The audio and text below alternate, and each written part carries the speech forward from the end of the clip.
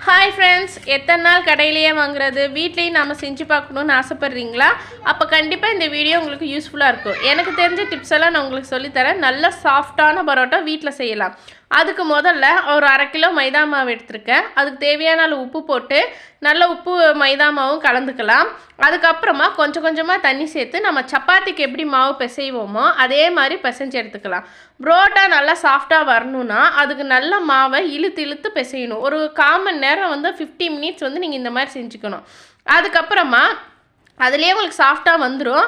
அதுக்கப்புறமா கொஞ்சமாக எண்ணெய் ஊற்றி நல்லா பிசைஞ்சிக்கலாம். நீங்கள் நல்லா பார்த்தீங்கன்னா நான் இதுக்கு முன்னாடி எண்ணெயே ஊற்றிருக்க மாட்டேன், இப்போ தான் ஊற்றுறேன். நல்ல எண்ணெய் எல்லா இடத்துலையும் படுற அளவுக்கு நல்லா பிசைஞ்சிட்டு அதுக்கு மேலே எண்ணெய் ஊற்றி ஒரு 3 மணி நேரம் அப்படியே ஊற விட்டுருங்க. 3 மணி நேரம் கழிச்சு உங்களுக்கு தொட்டாலே தெரியும், ரொம்ப சாஃப்டாக இருக்கும் மாவு. அப்போ நமக்கு தேவையான சைஸில் உருண்டைகளாக உருட்டி எடுத்துக்கலாம். அதுக்கு மேலே கொஞ்சம் எண்ணெயை தடவிட்டு நம்ம ஒரு ஈர துணி போட்டு மூடி வச்சுக்கலாம். எனக்கு 12 உருண்டைங்க வந்துச்சு. அதுக்கப்புறம் நாம் புரோட்டா மாஸ்டர் மாதிரி ட்ரை பண்ணலாம் அப்படின்னு சொல்லிட்டு சொதப்பக்கூடாது. என்ன மாதிரி நான் அப்படி தான் சொதப்பினேன். நமக்கு இதெல்லாம் ரிஸ்க்கு. உங்களுக்கு ஈஸியாக நான் சொல்லித்தரேன்.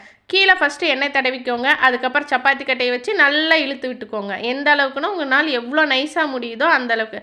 இடையில பிஞ்சு போச்சா அதெல்லாம் கவலைப்படாதீங்க, அது புரோட்டாவில் சரி பண்ணிடலாம். எடுத்தோம்னா ஒரு துணி மாதிரி நைஸாக வந்துடும். அதை அப்படியே உருட்டி அழகாக வச்சிடலாம். அதே மாதிரி இப்போ 2வது உருண்டை உருட்டுறேன் பாருங்கள். இந்த உருண்டை எதுவும் கிளியாது செய்யாது, சூப்பராக வந்துருச்சு பார்த்தீங்களா? ஆனால் அது தேய்க்கிறதுக்கு முன்னாடி கீழே லைட்டாக எண்ணெய் தேய்ச்சிக்கோங்க. இப்போ நல்லா எடுத்ததுக்கப்புறம் அப்படியே துணி மாதிரி எடுத்து ரவுண்டாக சுற்றி வச்சிடலாம். இதே மாதிரி இருக்கிற எல்லா உருண்டைகளையும் உருட்டி வச்சுக்கலாம். இப்போ நான் உருட்டி வச்சாச்சு, 12 உருட்டி வச்சாச்சு.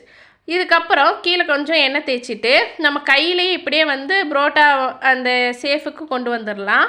இல்லை அப்படின்னா நீங்கள் சப்பாத்தி கட்டையை வச்சு லைட்டாக ப்ரெஸ் பண்ணி தேய்ச்சாலே போதும், சூப்பராக வந்துடும். புரோட்டா லேயர் லேயராக வரணுன்னா அதுக்கு முதல்ல அடிக்கணும். இதுதான் இம்பார்ட்டன்ட். நீங்கள் புரோட்டா ஆறுனதுக்கப்புறம் அடிக்கக்கூடாது, சூடாக இருக்கும்போதே அடிச்சிடும். ஒரு 4 புரோட்டாவை சுட்டு அப்படி அப்படியே அடிச்சிடுங்க.